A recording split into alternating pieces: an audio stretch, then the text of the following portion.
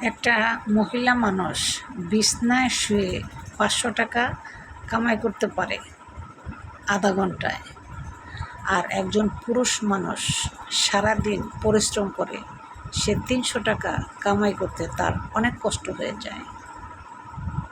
এটাই বাস্তব।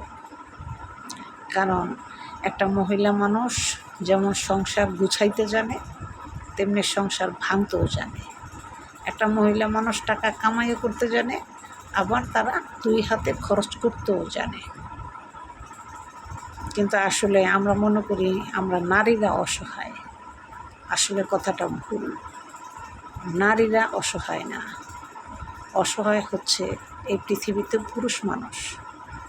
কারণ পুরুষ মানুষ ২০০-৫০০ টাকা যখন কামাই করে তাদের অনেক কষ্ট হয়, আর একটা মেয়ে মানুষ আধা ঘন্টার ভিতরে ৫০০-৫০০০ টাকা কামাই করা তাদের কাছে কোনো ব্যাপার না।